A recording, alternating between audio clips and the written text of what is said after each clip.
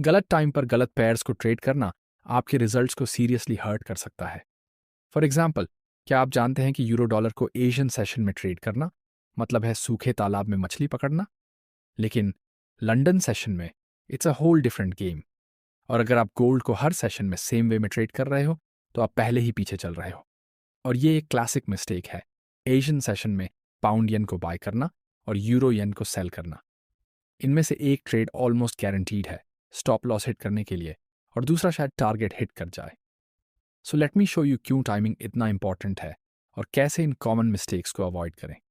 इस वीडियो में आप सीखने वाले हो कैसे major trading sessions forex market की वॉलेटिलिटी और लिक्विडिटी को ड्राइव करते हैं, कौन से फोरेक्स पेयर्स बेस्ट होते हैं हर सेशन में ट्रेड करने के लिए, क्यों पेयर कॉरिलेशंस आपके ट्रेड्स को बना भी सकते हैं और बिगाड़ भी सकते हैं। और वीडियो के एंड तक बने रहोगे तो हम गोल्ड के अलग अलग सेशन में मूव करने का ब्रेकडाउन भी करेंगे और रिवील करेंगे वो बेस्ट ट्रेडिंग सेटअप जिसने हमें सबसे ज़्यादा प्रॉफिट किया है। अगर आप एडवांस ट्रेडिंग कंसेप्ट्स सीखना चाहते हो तो लाइक बटन ज़रूर प्रेस करो, और अगर नए हो तो सब्सक्राइब करना मत भूलना। हर ट्रेडिंग डे में हमारे ट्रेडिंग सेशंस दुनिया के 3 मेजर मार्केट्स डिफाइन करते हैं, एशियन, लंदन और न्यूयॉर्क। ये चार्ट दिखाता है ओपनिंग और closing times of each session in GMT, लेकिन मैं आपको आईएसटी में बताने वाला हूँ। जैसा कि आप देख सकते हो, कुछ सेशन स्पेसिफिक टाइम्स पे ओवरलैप करते हैं जो high volume trading hours create करते हैं।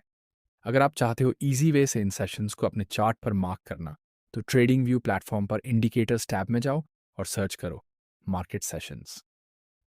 लिवियाथैन द्वारा बनाए गए इंडिकेटर को क्लिक करो और ये ऑटोमेटिकली आपके चार्ट पर सेशंस को मार्क कर देगा। सेटिंग्स कस्टमाइज करने के लिए इंडिकेटर नेम पर डबल क्लिक करो। यहाँ आप कलर्स चेंज कर सकते हो या किसी भी सेशन को अनचेक कर सकते हो जिसे आप डिस्प्ले नहीं करना चाहते। अब सवाल ये है कि ये सेशंस इंपॉर्टेंट क्यों हैं। हर सेशन की अपनी कैरेक्टरिस्टिक्स होती हैं और इन्हें समझना आपकी ट्रेडिंग परफॉर्मेंस पर बड़ा इम्पैक्ट डाल सकता है। की डिफरेंसेस होते हैं trading volume, actively traded currencies और प्राइस एक्शन। स्टार्ट करते हैं ट्रेडिंग वॉल्यूम से। एशियन सेशन में ट्रेडिंग वॉल्यूम लोअर होता है क्योंकि मेजर फाइनेंशियल सेंटर्स जैसे लंदन और न्यूयॉर्क बंद रहते हैं। मार्केट अक्सर कंसोलिडेट करता है इस टाइम पर, प्राइस मूव करता है साइडवेज या छोटे छोटे रेंजेस में। आपको दिखाई देंगे छोटे कैंडलस्टिक्स और लोअर विक्स जो इंडिकेट करते हैं कम प्राइस मूवमेंट और कम ब्रेकआउट्स। ये टाइम ज़्यादा क्वाइट होता है क्योंकि रीजन के ट्रेडर्स अपना डे रैप कर रहे होते हैं और मार्केट लंदन ओपन का वेट कर रहा होता है। हाँ, जेपीवाई, एयूडी और एनजेडी पेयर्स में कुछ मूवमेंट हो सकता है क्योंकि ये एशियन मार्केट्स के पेयर्स हैं, लेकिन ओवरऑल प्राइस स्विंग्स लिमिटेड रहते हैं।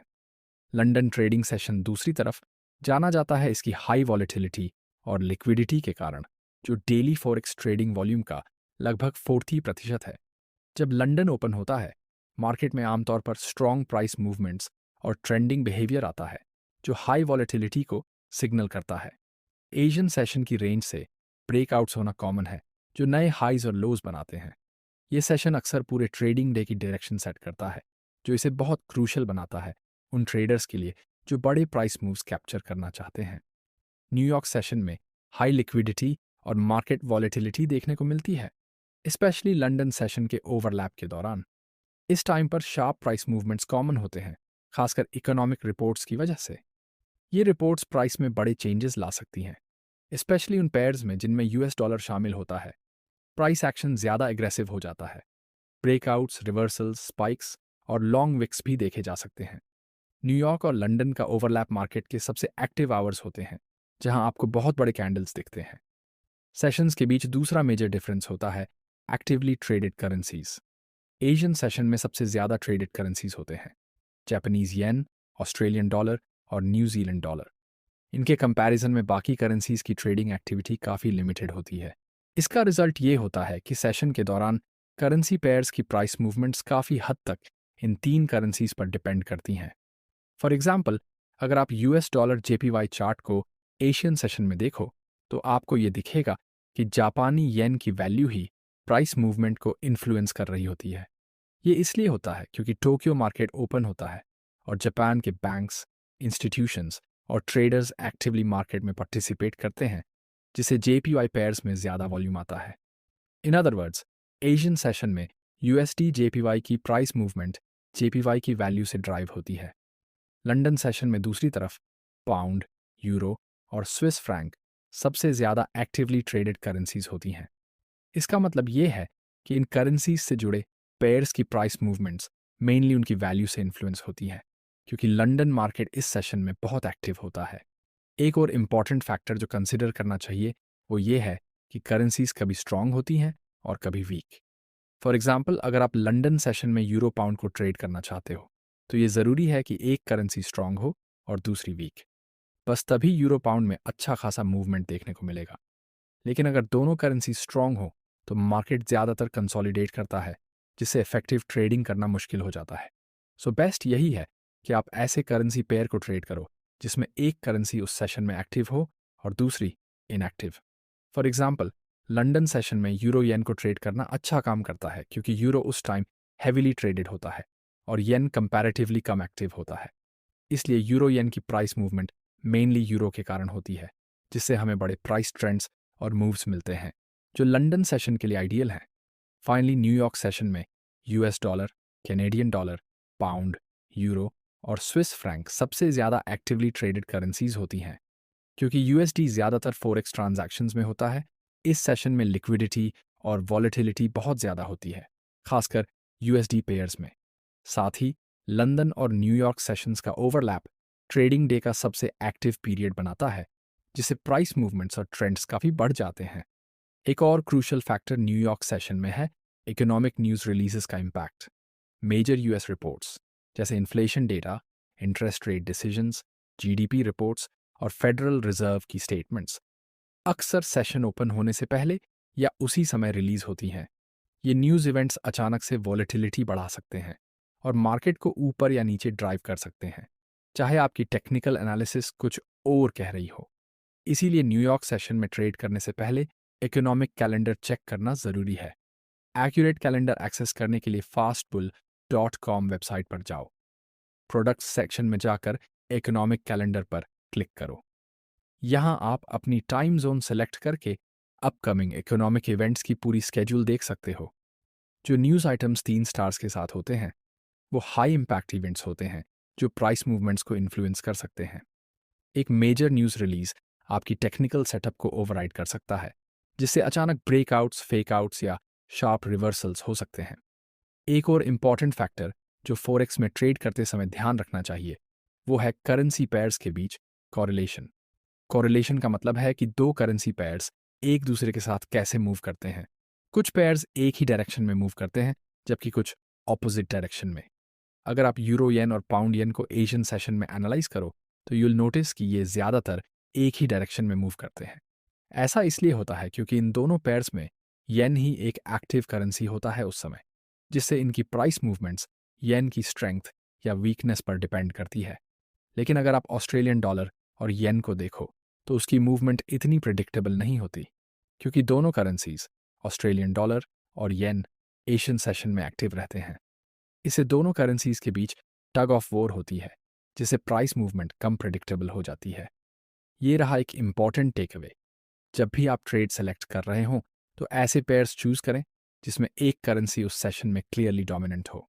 एशियन सेशन में पाउंड येन, यूरो येन और डॉलर येन जैसे पेयर्स आइडियल माने जाते हैं, क्योंकि इनका इन्फ्लुएंस सिर्फ एक ही एक्टिवली ट्रेडेड करेंसी से आता है और वो है येन।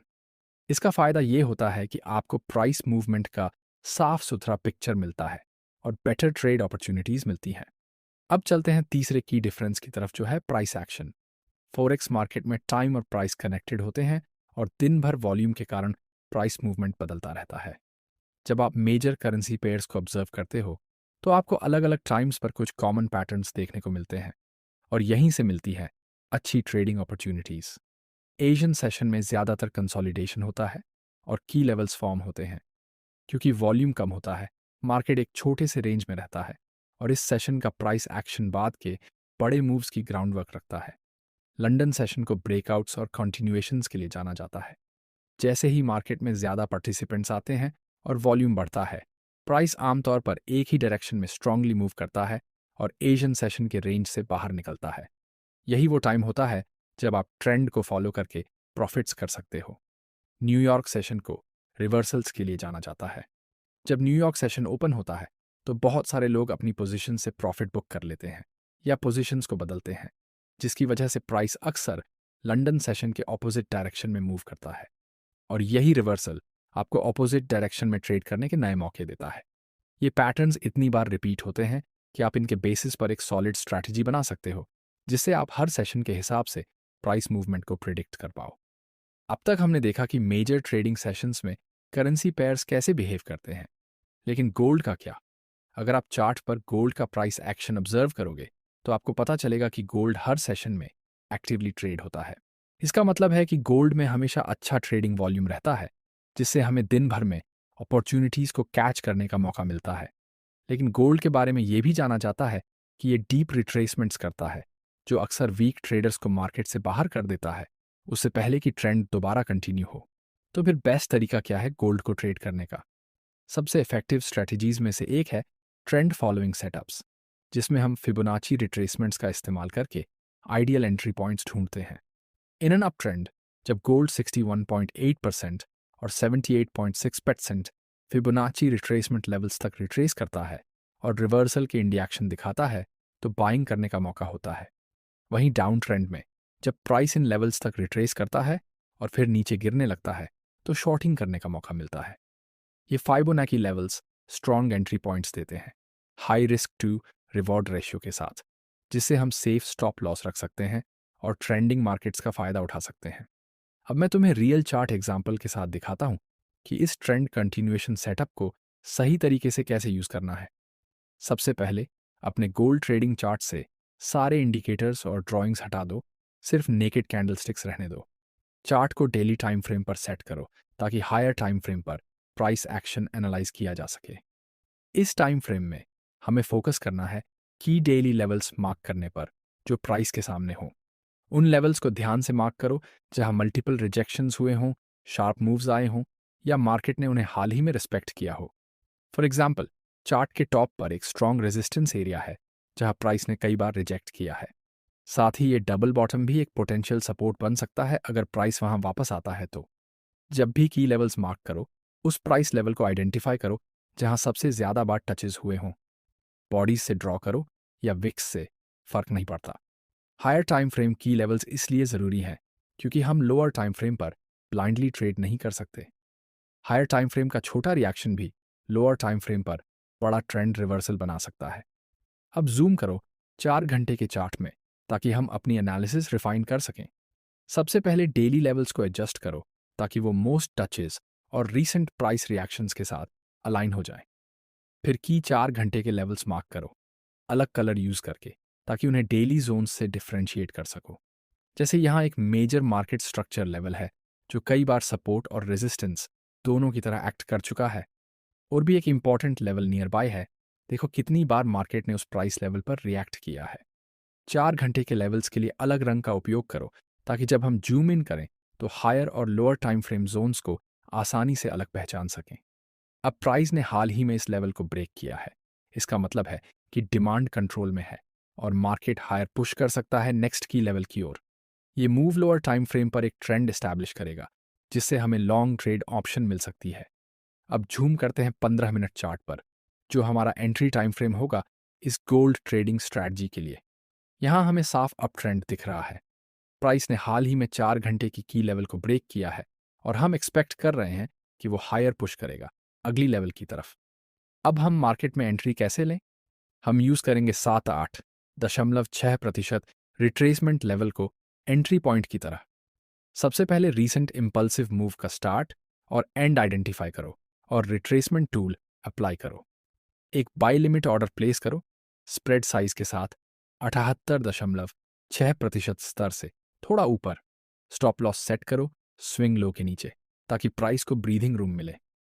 हमारा पहला टारगेट होगा इन कैंडल्स का क्लोज, क्योंकि हम एक्सपेक्ट कर रहे हैं कि प्राइस इस लेवल को टेस्ट करेगा भले ही रिवर्सल आ जाए। लॉन्ग टर्म टारगेट होगा नेक्स्ट 4 घंटे की लेवल, जहां हम ट्रेडर्स से रिएक्शन एक्सपेक्ट कर रहे हैं। अब देखते हैं कि मार्केट कैसे रिएक्ट करता है। प्राइस ने लेवल को मिटिगेट किया है और 4 घंटे के लेवल के ऊपर ब्रेक किया है, जो बताता है कि डिमांड कंट्रोल में है और हमें आगे और भी अपसाइड मूवमेंट देखने को मिल सकता है। हालांकि इस ब्रेकआउट को कंफर्म करने के लिए हमें वापस 4 घंटे का चार्ट चेक करना होगा। ब्रेकआउट तभी वैलिड माना जाता है जब कोई 4 आवर कैंडलस्टिक उसकी लेवल के ऊपर ब्रेक करके क्लोज करे।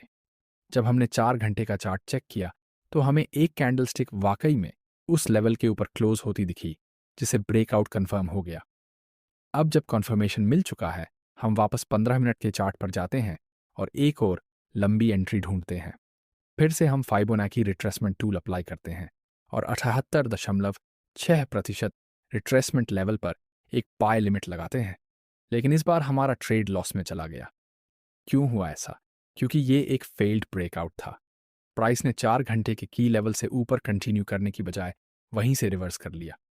ये एग्जाम्पल बहुत बढ़िया है ये समझाने के लिए कि हायर टाइम फ्रेम की लेवल्स को हमेशा एक जोन की तरह ट्रीट करना चाहिए, ना कि एक परफेक्ट सॉलिड लाइन की तरह। क्योंकि कभी कभी इन लेवल्स पर एक छोटा सा रिएक्शन भी पूरा रिवर्सल ला सकता है। लेकिन याद रखना, हर लूजिंग ट्रेड का मतलब ये नहीं होता कि तुम्हारा ट्रेडिंग सेटअप या एग्जीक्यूशन गलत था। लॉसेस ट्रेडिंग का हिस्सा होते हैं और ये एक्सपेक्टेशन रखना कि कोई भी स्ट्रैटेजी हर बार काम करेगी अनरियलिस्टिक है। एज अ ट्रेडर्स हम फ्यूचर प्राइस मूवमेंट को लेकर एजुकेटेड प्रेडिक्शंस करते हैं, लेकिन फ्यूचर बाय नेचर अनप्रेडिक्टेबल होता है।